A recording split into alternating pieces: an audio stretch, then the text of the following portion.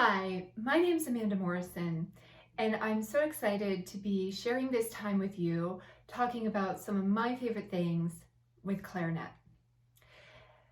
So I remember when my clarinet teacher placed a piece of music on the stand, and it changed my life. I remember looking at this piece of music, and it was like nothing I had ever seen before. There were squiggly lines written in it. There were notes that were kind of written on top of each other, that it almost seemed like I was supposed to play these notes all at the same time. There were notes on that page that I had never seen before. They seemed so sky high. I couldn't imagine what this music was going to sound like, but I was super intrigued. And I remember hurrying home and finding a recording of this piece of music, and well, it changed my life forever. I heard things that I never even thought were possible on the clarinet. And well, it opened up for me this new sound world of possibilities. That piece of music was Tricolor Capers, written by Eric Mandat. Eric Mandat is the professor of clarinet at Southern Illinois University at Carbondale. But in the clarinet world, he's known for writing these pieces of music with what we call extended techniques. And extended techniques are ways that we use clarinet and other instruments in non-conventional, untraditional ways. So what does that mean? That means that, well, we can figure out ways to play two or more notes at the same time. It also means that we can come up with different finger combinations that are not typical on the instrument to create pitches that are not typical on the instrument.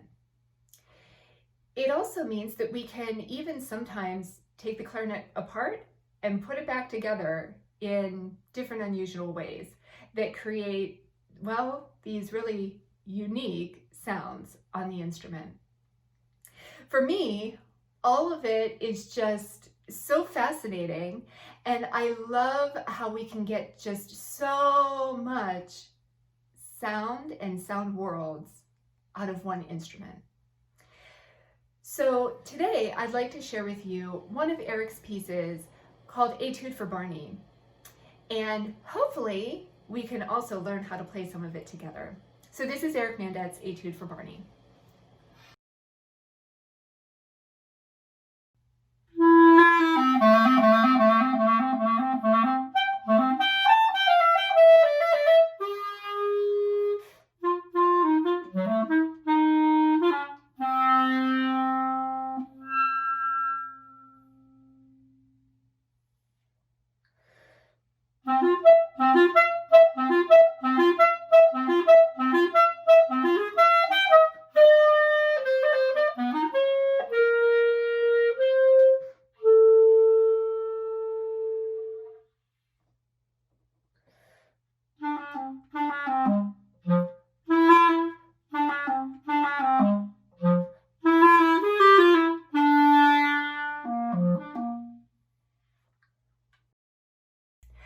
So I hope you thought that was super cool. I hope there were some things in there that you've never heard before and never even thought were possible. So how do we play that music? Let's figure that out together. So what we heard in Eric's piece, what we heard a lot of, I should say, were microtones. And microtones are actually pitches that exist in between the traditional normal half step that we know of in our traditional Western music. So those half steps are actually B to B flat. They're also B to C, because that's a half step. And what Eric does is he takes and combines fingerings that we already know and creates these pitches that are in between those half steps. So in a lot of ways, what he's doing is creating a whole other vocabulary on our instrument. So how does he do that? Well, one thing that I think is a great way to understand this is to revisit the chromatic scale. So let's actually go ahead and work through our chromatic scale, starting on low E, to understand how Eric combines these fingerings to come up with these microtonal pitches. So let's go ahead and take a look at the chromatic scale. And let's start down at the bottom with our low E that we know is with both of our pinkies. And then we move to F with our right pinky, F sharp over in our left pinky, and then to G. Again, all half steps. And then we move to G sharp with our top pinky, A, B flat, and then we use a chromatic or alternate fingering for B. So that alternate fingering is B flat with our sliver key. You also may know it as the banana key. And then to round out those first two measures on our chromatic scale picture, we move to C. So let's see if we can play those first two measures together. Let's play them in quarter notes. 1, 2, ready.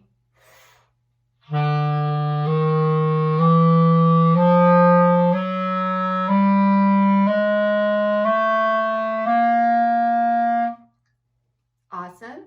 Let's just do it one more time just to remind ourselves of those fingerings. So again, here we go. We're going to start down a low E. We're going to play in quarter notes. Here we go. 1, 2, ready.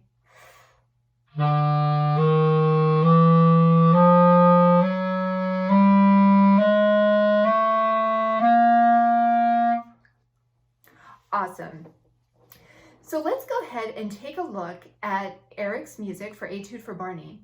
And we're going to specifically look at the second measure. In this measure, you notice that he writes a B, a low B, to a C, and it looks like that flat sign is backwards. That's our C quarter flat, and that's how Eric writes his microtones, letting us know that they're microtones. So he places the flat sign backwards, and then it moves to a D. Now, that C quarter flat is actually going to exist in between the B natural and the C pitches that we normally know in music that we usually listen to. So how does Eric do that? He actually combines our normal and regular B fingering with the alternate B fingering. And what he comes up with is our normal B fingering adding the sliver key. And so let me play for you. I'm going to play low B, and then I'm going to play that C quarter flat to a C. And you can hear how that C quarter flat falls in between that B and C.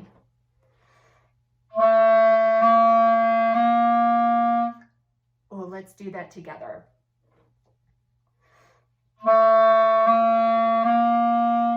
Super cool, right? Let's do it one more time because it's so funky. Ready?